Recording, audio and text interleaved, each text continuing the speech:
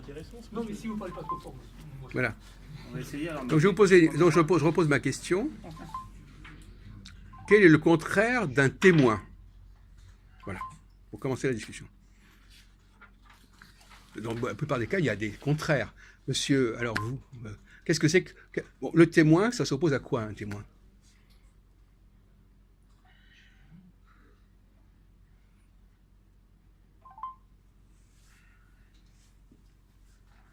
Témoignage. Non, ça s'oppose à quoi? Qu'est-ce que c'est que le contraire Si vous n'êtes pas témoin, qu'est-ce qui... Le témoin, bon, il y a le témoin, et puis il y a autre chose que des témoins dans une situation.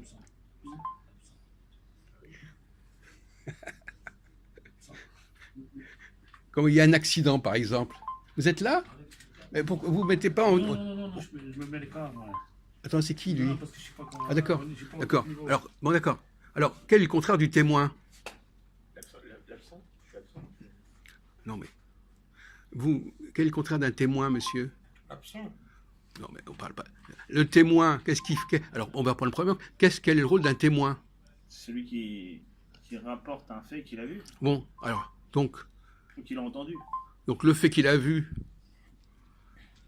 c'est pas la même chose que le témoin. Vous allez au spectacle. Vous êtes spectateur. Quel est le contraire du spectateur? Évidemment. Non, non, il y a un problème là. Il y a un problème mental là. Je comprends pas très bien. Qu'est-ce qui a dit ça? Bah oui, mais lui, Khaled, il est quand même relativement intelligent. Je demande quel est le contraire du spectateur. Il n'y a que lui qui répond acteur. Bon. Le témoin, donc le témoin, il est acteur. Non. Non. Ah, mais alors là, ils sont doués, hein. Le témoin, c'est le contraire de l'acteur, mon pauvre ami. Bah, non, mais bravo, hein. Bravo. Hein. Là, c'est de la haute performance, hein.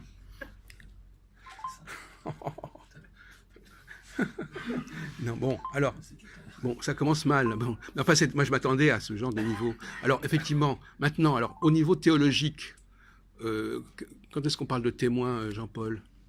Quand quelqu'un témoigne de... Bon, théologique, oui. Quand quelqu'un vient témoigner du message qu'il a entendu de Dieu. Oui, c'est ça. Ou des anges qui sont intermédiaires avec Dieu, selon... Non, on est d'accord que le témoin, ce n'est pas l'acteur. Vous voyez quelqu'un faire quelque chose. Donc il rapporte un fait, le témoin. Le témoin, ce n'est pas lui qui fait l'action. Il rapporte. D'accord? Il commence à se méfier. Il se dit, où est-ce que je vais me l'embarquer?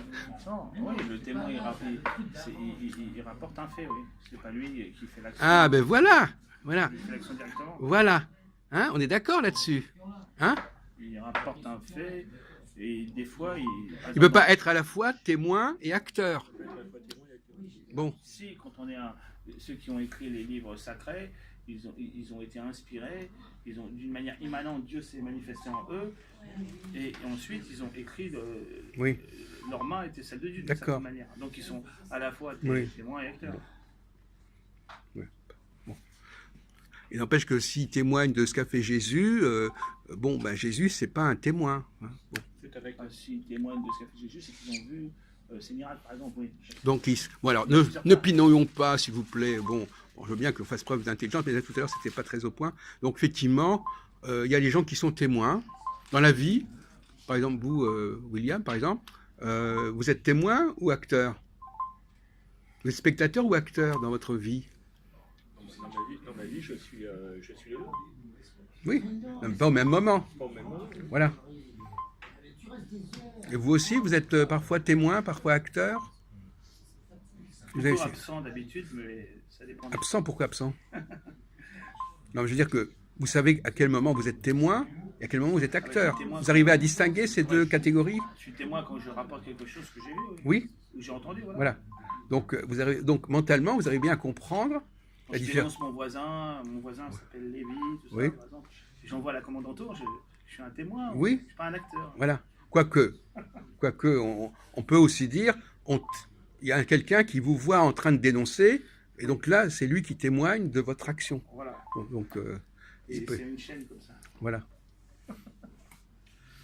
Et donc, Oui, on est les deux, témoins et acteurs.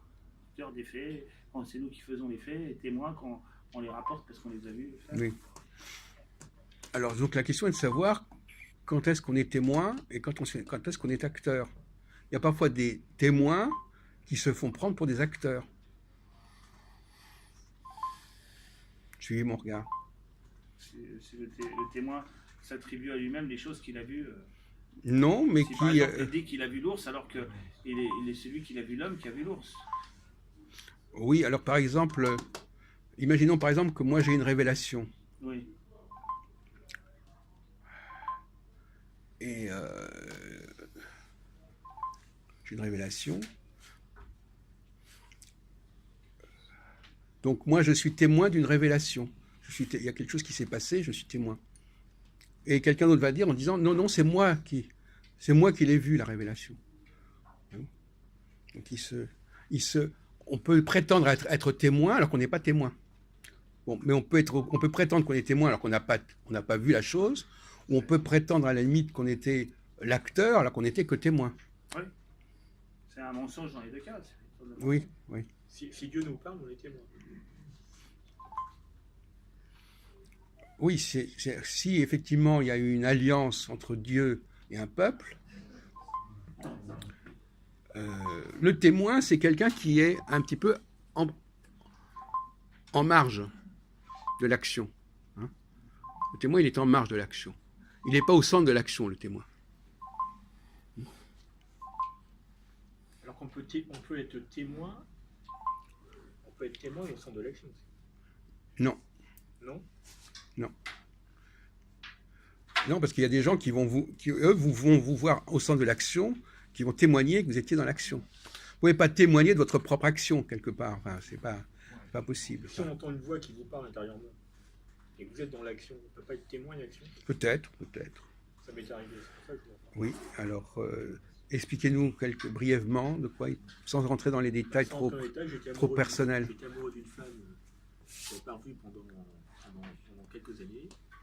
Je lui ai fait livrer 251 roses en lui retraçant l'année passée scolaire que j'ai passée avec elle, où il ne s'est rien passé d'ailleurs, c'était un amour platonique.